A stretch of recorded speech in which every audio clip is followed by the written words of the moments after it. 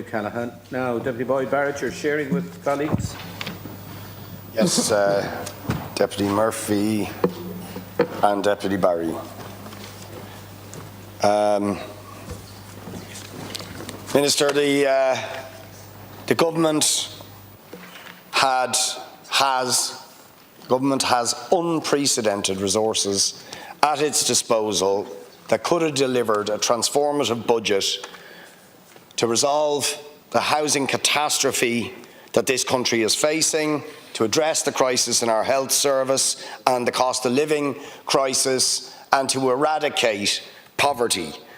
But instead of doing that, you've given us a splurge of once-off measures to buy a general election, and next year we'll be back where we started.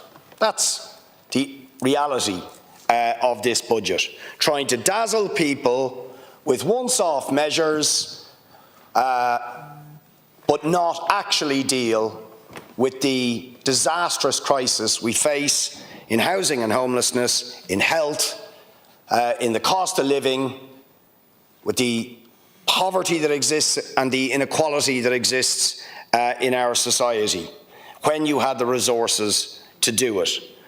The most shocking failure, really, is in the area of housing, which is the mother of all crises we face in this country and which impacts at so many different levels, not just in terms of the housing misery and hardship that more than 14,000 people face in homelessness, or the well over 100,000 households who are on housing waiting lists, waiting for a decade or sometimes 2 decades for a social home, or the tens of thousands of young working people who can never hope to afford their own home, or the many tens of thousands who are paying absolutely extortionate rents. And really, this budget, with all those resources that you had at your disposal, has done absolutely nothing to address the housing catastrophe we face. Frankly, even I'm shocked at your failure on housing. The government figures given out today in the budget are that, incredibly, after the Housing Commission said we need to double our housing output, and that means at least doubling the social and affordable housing output, have announced the same figures for social and affordable housing next year as this year, with no change on the Housing for All plan that has failed so disastrously. So last year, the target was 10,000 social homes and 6,000 affordable homes. The target next year, 10,000 social homes, 6,000 affordable homes. No change. Absolutely incredible. You're planning to put an additional €4 billion on top of what you've just put into the Future Ireland Fund and the Infrastructure Fund before the end of the year, instead of putting that money into doubling the amount of social and affordable housing we need to deliver next year and for at least 5 or 10 years after that. I mean, I find it absolutely stunning and it explains why the government never refused for 6 months to discuss the Housing Commission report. Refused point blank. Because the consequences of actually having a discussion on that would have been to admit, as the Commission has outlined, that the Housing for All plan is less than half of what is actually necessary to deliver an absolutely catastrophic housing and homelessness crisis, which is getting worse by the day. And that requires us to at least double the amount of social and affordable housing output. No action in the budget to deal with the unaffordable rents that are being charged, now well over €2,000 a month, a paltry increase in the tax credit, But all of this is money that is going into the corporate landlords' pockets while the rents are racing up. So it will make no difference. It'll just about keep people at the same level of extortionate rent that they're already at.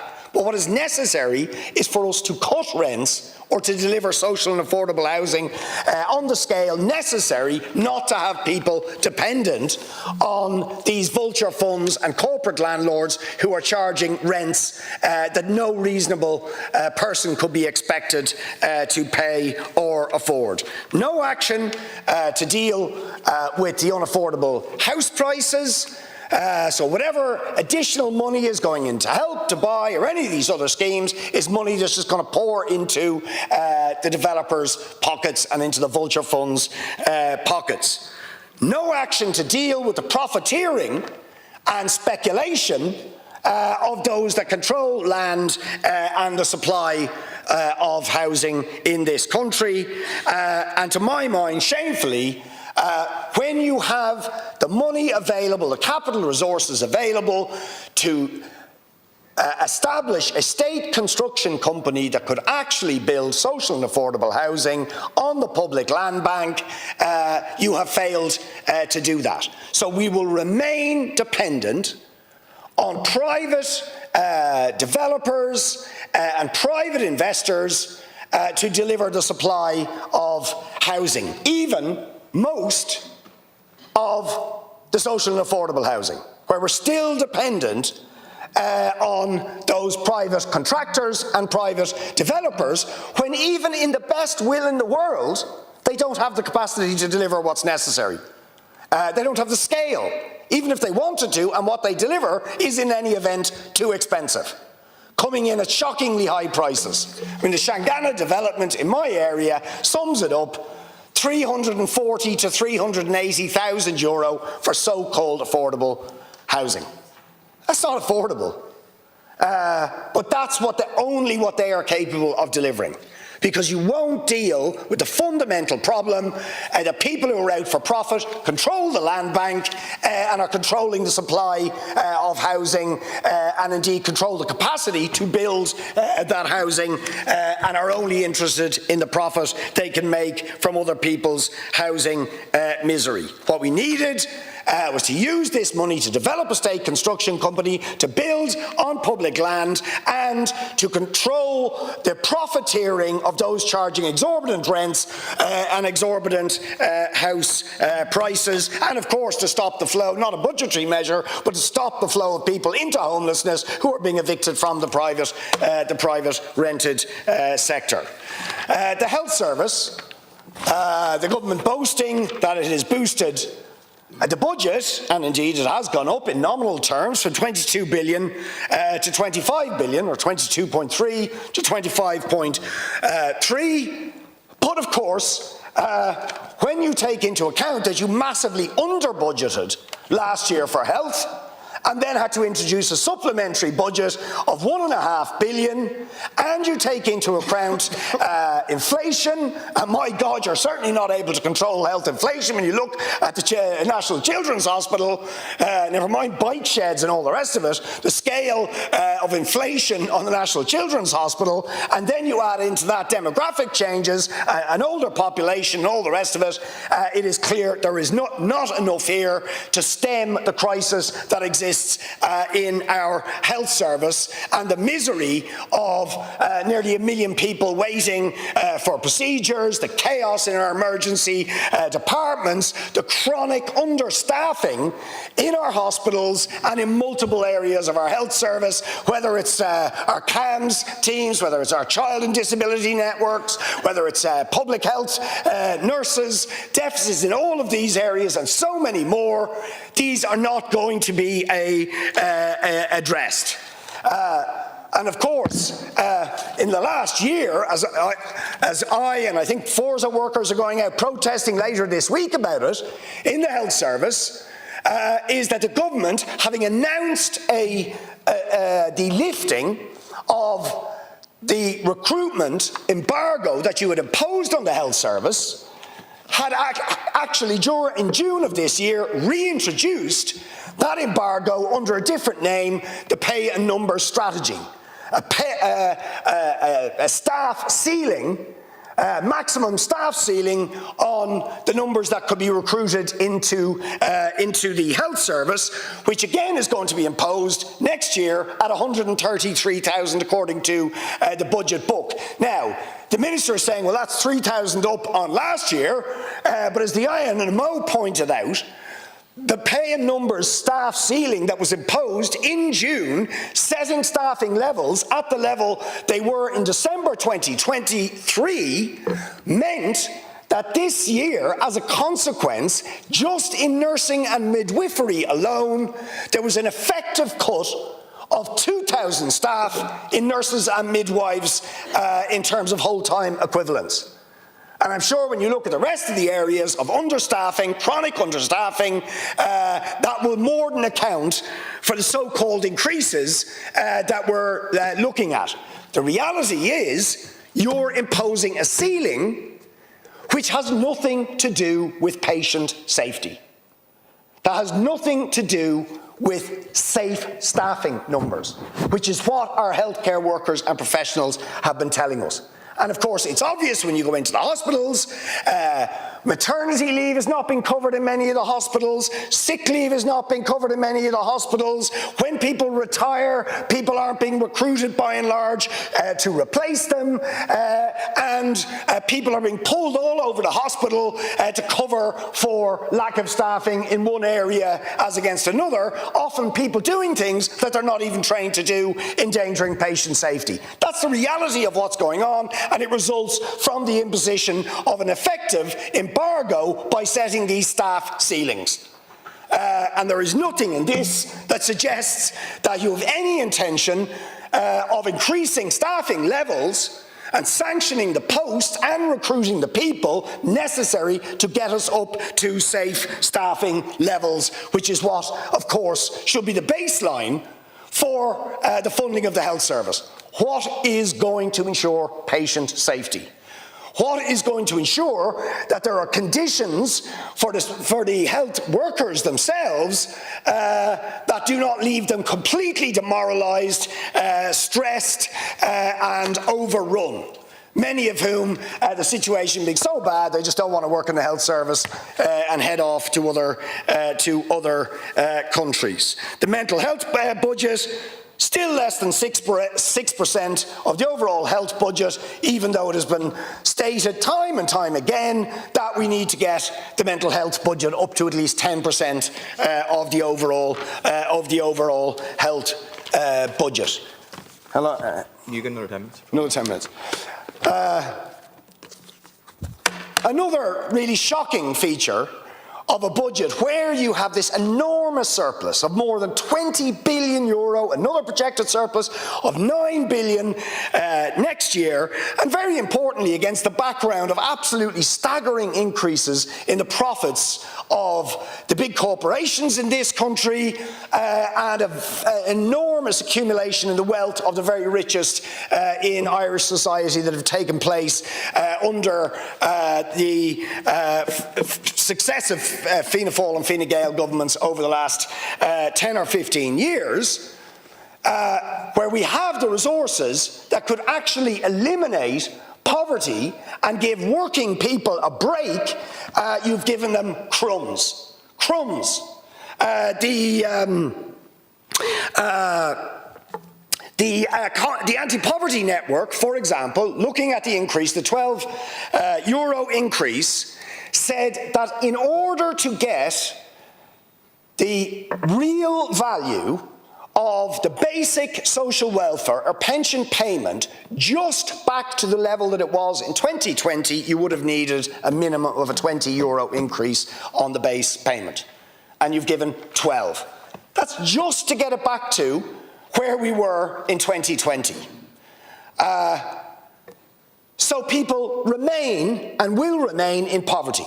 That €12 will not even cover the accumulated cost of living hikes that people have endured and suffered over the last number of years since the cost of living crisis took off.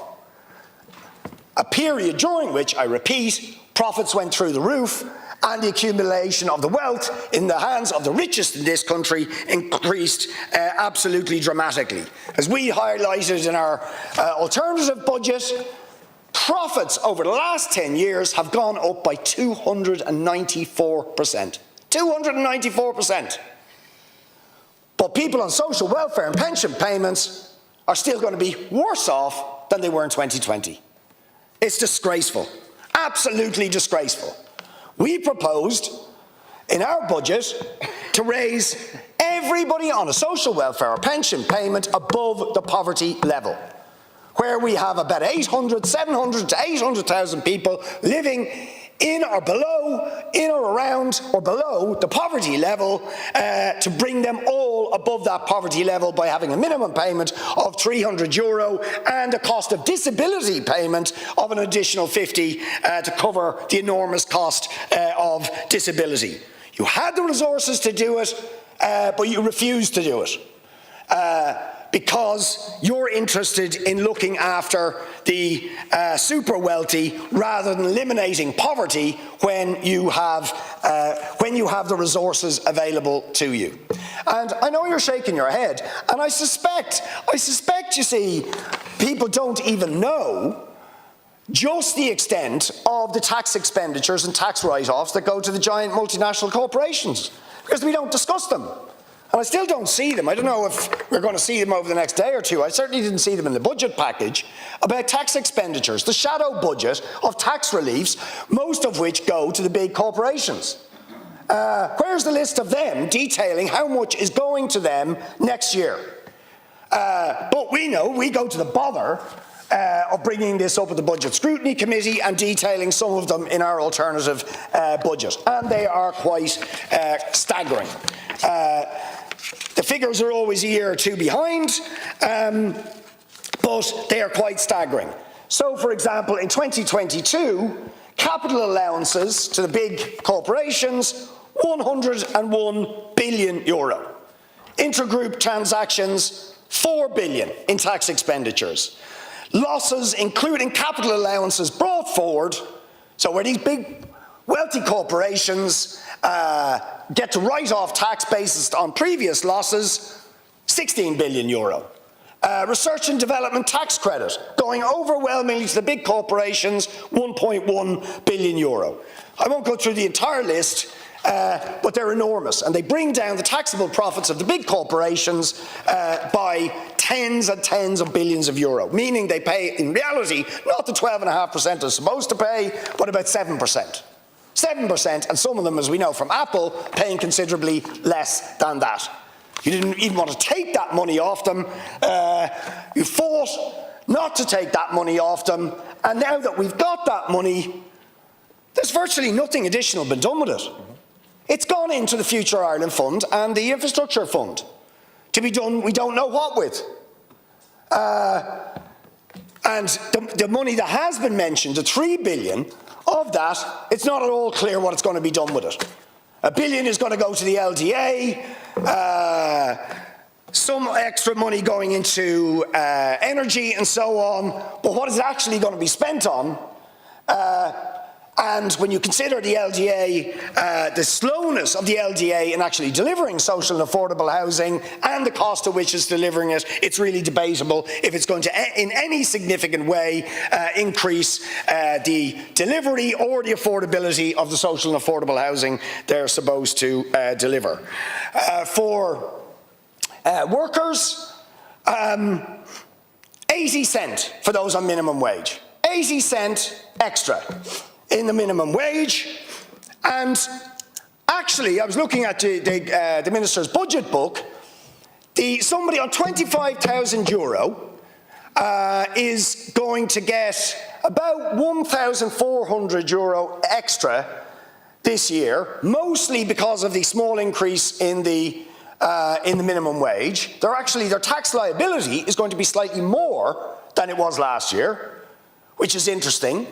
So the tax changes you brought in have favoured the higher income earners, but you contrast that 1,400, which again won't even keep pace in reality with inflation and with the cost of living hikes, but people on 100, according to your budget book, people on 127,000, I think was one of the examples, or 125,000, another one of 114,000, are going to gain more in the budget, the taxation changes, than somebody on the minimum wage. Absolutely disgraceful.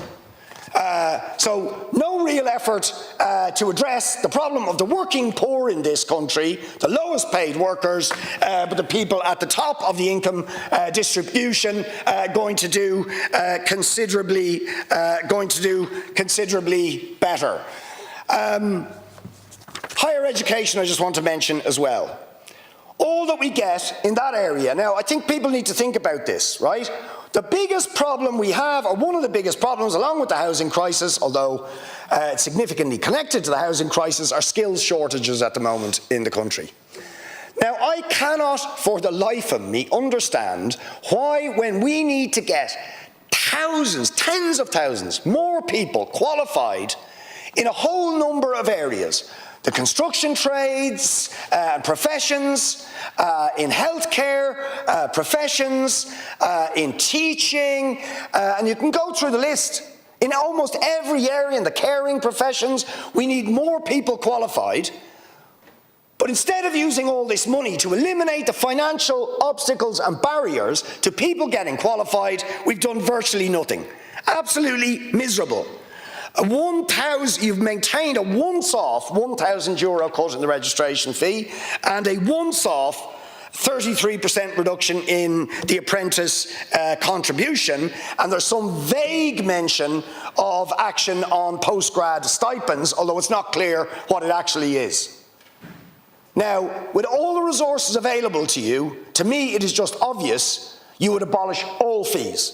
You would get rid of all fees that are financial obstacles to people getting qualified in higher and further education, in the trades and professions and so on, where we need to get people qualified, and there would be substantial additional money for student accommodation, not just to provide more of it, but to make it genuinely affordable, which currently it's not. Even when on-campus accommodation is built, it is at completely unaffordable rents for many students. So we need genuinely free higher and further education, but you've done virtually nothing with all these resources at your disposal to genuinely increase access, create more places, and remove the financial barriers and obstacles to people getting qualified in these areas.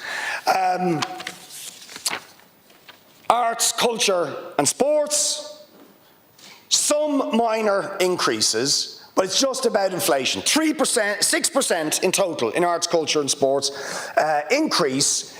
3% in the arts and culture area, again, that's just about standing still.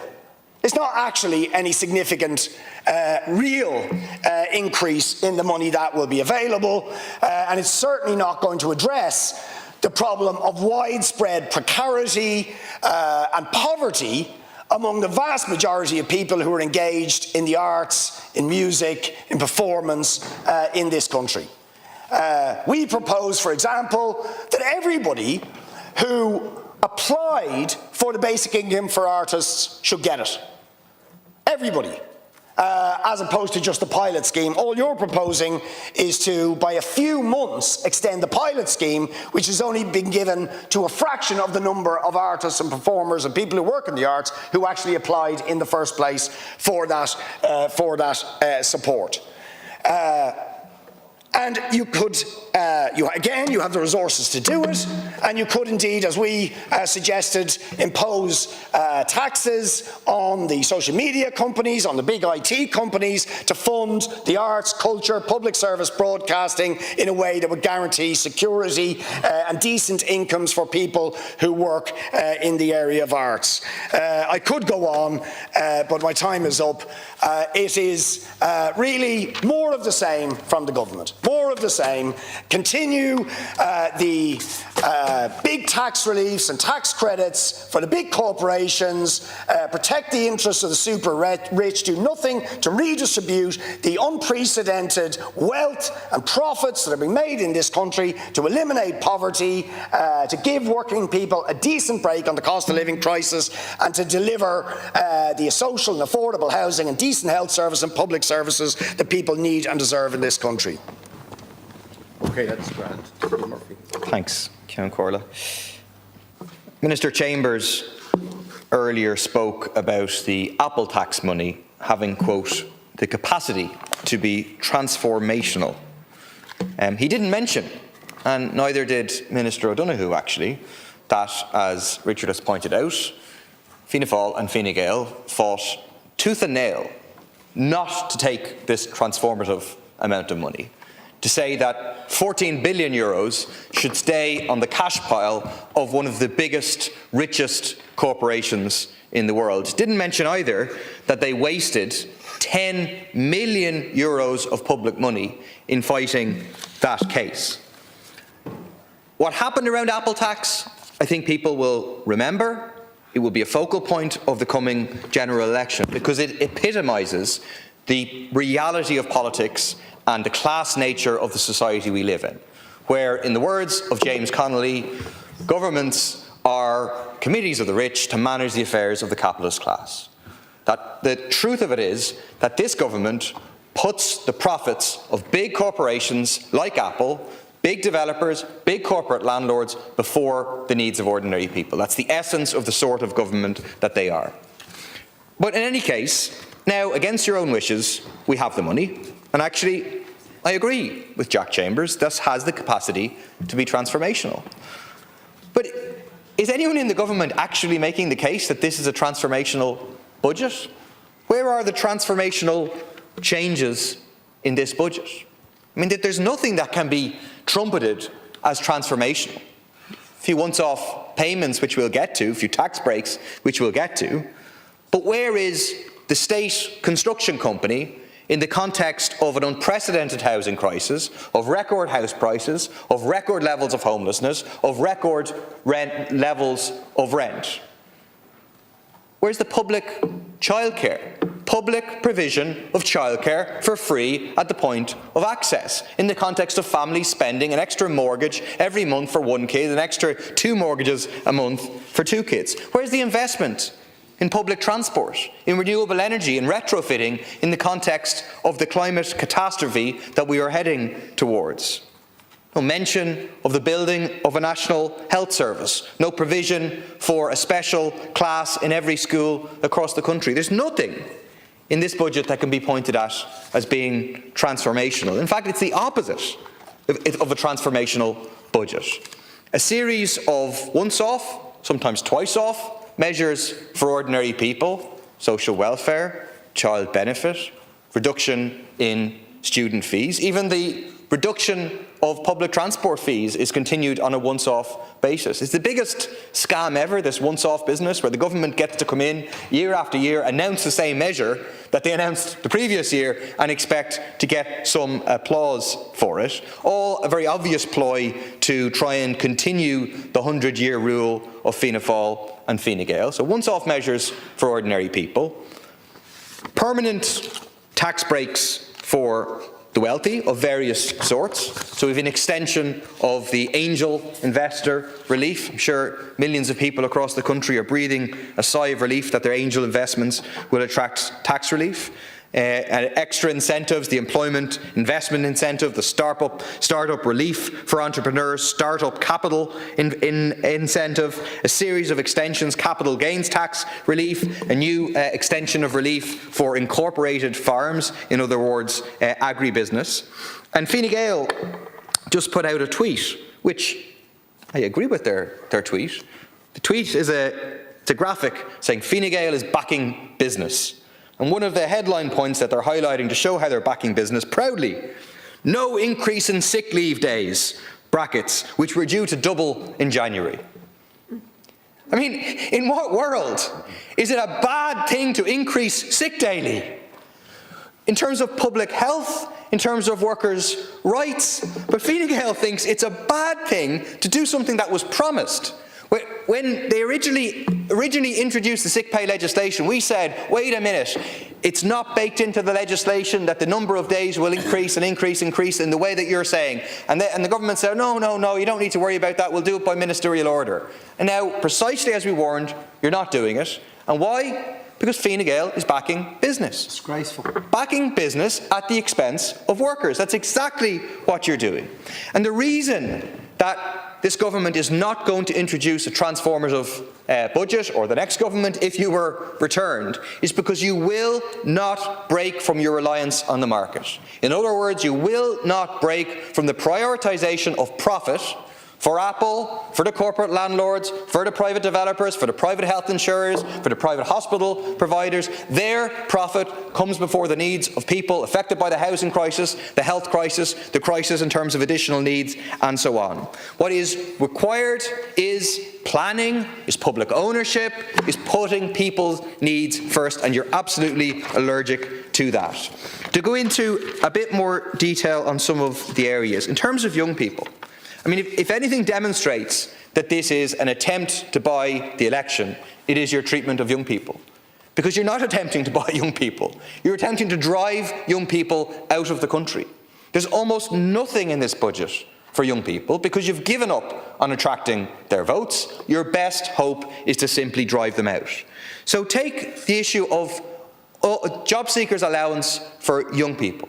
It was one of the horrific measures introduced in the context of the crisis, was to separate out and to create a new rate for under 25s, cutting the dole for people under 25. 16 years later, this discrimination against young people continue. In the context of this massive budget surplus, you're continuing with this discrimination, leaving some young people increasingly driven to live at home because of the housing crisis on €141.70.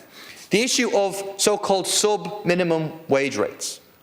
Passed by this Dáil well over a year ago, then delayed by a year by a bill that we introduced to get rid of these exploitative rates, allowing people to be paid less than the minimum wage. The Low Pay Commission unanimously recommends the end of these sub-minimum wage rates.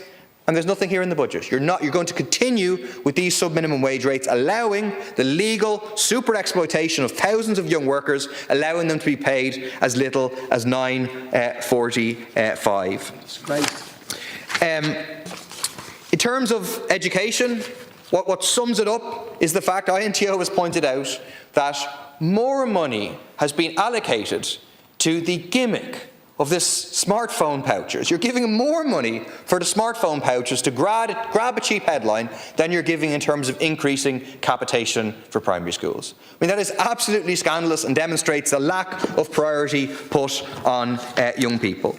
The government refused to introduce a second tier of child benefit for the poorest children in the state, as called for by all the major child welfare and child poverty organisations, including the Children's Rights Allowance. There's a stingy €4 increase to the qualified child allowance for children under 12 and €8 for children 12, and no increase to monthly child benefit rates, doing nothing to address the rates of child poverty situation in this country. 1 in 10 families are reliant on food banks to survive. There's some talk of celebrating the idea that new parents are getting a so-called baby boost of a payment of €420. I can tell from experience that €420 will not go very far. What will go far, to those who need it the least, is the tax benefit that you're giving to the richest 3% of households in terms of cutting inheritance tax. Certainly the real baby boost to them, gaining a tax benefit of €21,450. Finish with the nothing that is here in terms of the environment. A transformational amount of money to shift the whole nature of the economy, to have a rapid, just transition that improves people's lives. And almost nothing here. Nothing substantial in terms of massive rollout of renewable energy. We should be hearing today about new train lines across the country. We should be hearing today about new metros, about new Lewises. We should be hearing about free public transport right across the board instead of the meagre increase for a very small number of children. Nothing like that whatsoever. The final thing I'll say, the only glint of light in this budget and what we've seen today, I think, is definite evidence for people a general election is coming, and it's coming very, very soon. It's no accident, I think, that payments are due to be rolled out next month and in November. I think it's pretty clear from what's happening today, we're facing an election in the next 6, 7, 8 weeks. That's people's opportunity. I don't think they'll be fooled by this budget. Their opportunity to end 100 years of Fianna Fáil and Fine Gael, to end 5,000 continuous days of Fine Gael in one form or another, and to elect a left government. Deputy Barry.